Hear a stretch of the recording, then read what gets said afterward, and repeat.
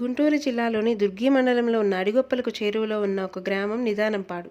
ఆ గ్రామంలో యాగంటి రామయ్య, సుగుణమ్మ అను దంపతులు ఉండేవారు.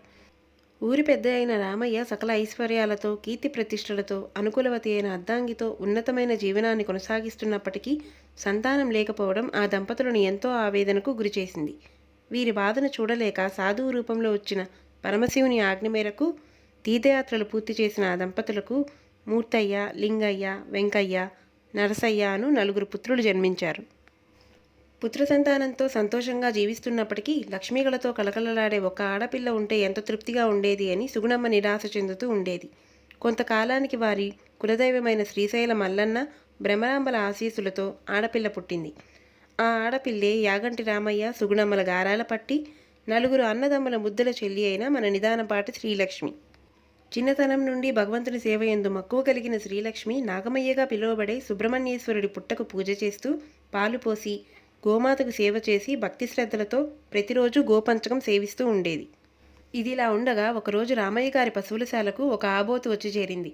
అక్కడ శ్రీలక్ష్మి ఎప్పుడూ పూజించే ఆవుతో క్రీడించిన ఆబోతు అక్కడి నుండి వెళ్ళిన కొద్ది సమయానికి ప్రతిదినంలాగే గోసేవకు శ్రీలక్ష్మి అక్కడికి వచ్చింది.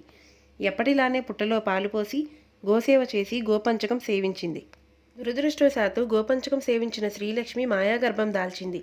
రోజురోజుకీ పెరుగుతున్న ఆ గర్భాన్ని తల్లిదండ్రులు, అన్నతమ్ములు గమనించలేదు. అలా కాలం గడుస్తూ ఉండగా ఊరిలోని వారు శ్రీలక్ష్మిని చూసి రజస్వల కూడా కాని శ్రీలక్ష్మి గర్భం దాల్చింది. ఊరందరికీ తీర్పు చెప్పే పంచాయతీ పెద్ద రామయ్య గారికి ఆయన ఇంటిలోని సమస్య కంటికి కనిపించదా అంటూ రామయ్య గారి కుటుంబాన్ని సూటిపోటి మాటలు ఆడారు. ఆ మాటలకు కలత చెందిన రామయ్య దంపతులు శ్రీలక్ష్మిని నిలదీసి తను ఏ పాపం ఎరుగుదని గ్రహించి భగవంతుని మీద భారం వేసి శ్రీలక్ష్మి సంరక్షణ బాధ్యతను కొడుకులకు అప్పగించి తమ కులదైవమైన శ్రీశైల మల్లికార్జుని దర్శనానికి బయలుదేరారు. స్వామిని దర్శించుకొని పాతాళ గంగలో మునిగి స్వామిలో ఐక్యమైపోయారు. 11వ ఏట గర్భాన్ని దాల్చిన శ్రీలక్ష్మిని చూసి అవమాన భారంతో కోపోద్రేకానికి లోనైన తన అన్నలు, వదినలు శ్రీలక్ష్మిని అష్టకష్టాల పాలు చేశారు. పోయిన తమ పరువు తిరిగి రావాలంటే శ్రీలక్ష్మిని కడతీర్చాలని నిశ్చయించుకున్న వాళ్ళు తమకు భోజనం వండి పొలానికి తీసుకురమ్మని లక్ష్మికి కబురు పెట్టారు. తన ప్రాణాలు తీయడానికి సిద్ధపడిన అన్నావదినల ఆలోచనను ముందుగానే పసిగట్టిన శ్రీలక్ష్మి వారికి తృప్తిగా భోజనం పెట్టి వారి చేతులతో గోరుముద్దలు తినిపించుకొని ఎంతో దుఃఖించింది.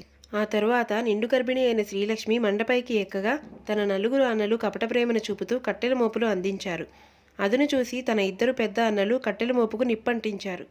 వేగంగా వ్యాపించిన అగ్నికీలలు నిండు గర్భిణి అయిన శ్రీలక్ష్మిని సమీపించగా, అన్నయ్య, నేను ఏ తప్పు ఎరుగను, ఒళ్ళంతా కాలిపోతుంది, చచ్చిపోతున్నాను, ఎవరైనా కాపాడండి అంటూ తను చేసిన ఆర్తనాదాలు విని తమ చేతుల మీదుగా అల్లారు ముద్దుగా పెరిగిన తమ చెల్లెలికి తమ వల్లే ఇటువంటి దుస్థితి కలిగినందుకు కన్నీరు మున్నీరుగా అన్నలు విలపించారు. శ్రీలక్ష్మి పూర్తిగా సజీవ దహనమైన కొద్దిసేపటికి ఒక ఆకాశవాణి వినిపించింది.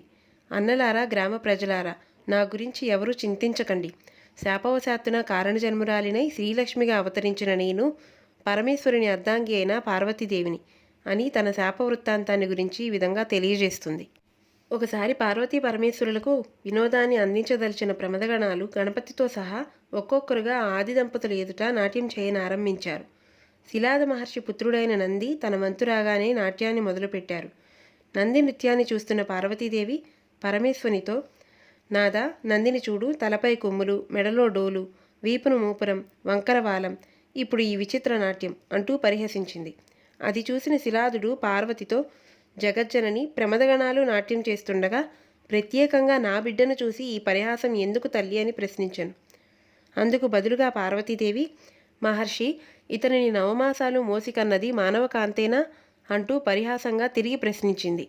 అంతట కోపోద్రిక్తుడైన శిలాదుడు, పార్వతి, పరమేశ్వరుని అర్ధాంగివన్న అహంకారంతో మునులను, మునికుమారులను అవమానించావు. కావున భూలోకంలో మానవ కన్యగా జన్మించి బాల్యంలోనే విచిత్ర గర్భాన్ని పొంది ఆ గర్భంలో నందిని మోస్తూ లోకుల నిందలు మోస్తూ అష్టకష్టాలు అనుభవించదువుగాక అంటూ శపించను. ఆ శాపం వల్లే నేను శ్రీలక్ష్మిగా, యాగంటి ఆడపడుచుగా ఈ ఇంట జన్మించాను. నేనెవరో తెలియని నా ముగ్గురు పెద్దన్నలు నన్ను సజీవ దహనం చేసినందున వారి ద్వారా వంశం నిర్వీర్యమవగా చిన్నన్నయ్య వంశమే అభివృద్ధి చెందుతుంది. ఇకపై నిదానంపాటి శ్రీలక్ష్మిగా ఈ రాళ్లగుట్ట ఎందే ఉండి అందరినీ కాపాడుతాను అని అదృశ్యమవుతుంది. అప్పటి నుండి అడిగొప్పలలో నిదానంపాటి శ్రీలక్ష్మమ్మ పూజకు ప్రత్యేక ఆరాధనమూర్తి అంటూ ఏమీ లేకున్నను భక్తులు ఆమెకు ఎంతో ఇష్టమైన నాగేంద్రుడి పుట్టకు పాలు పోస్తూ పూజ చేస్తూ ఆ అమ్మ చిత్రపటానికి పూలమాలలతో అలంకరించి భక్తి శ్రద్ధలతో ఎంతో నిష్టగా కొలుస్తారు. పిలిచిన పలికే దైవంగా, భక్తుల పాలిటి కొంగు బంగారంగా, కష్టాలను కడతీర్చే కల్పవల్లిగా, ఎందరో భక్తుల ఇలవేల్పుగా కొలువై ఉన్న ఆ జగన్మాతను ప్రతి ఒక్కరూ దర్శించి ఆ మధురానుభూతిని అనుభవించాల్సిందే. కరుణా తరంగిణి అయిన నిదానంపాటి శ్రీలక్ష్మి అమ్మవారు ప్రేమకు అందరూ పాత్రులవ్వాలని కోరుకుంటూ ఓం శ్రీ నిదానంపాటి శ్రీలక్ష్మీ నమః.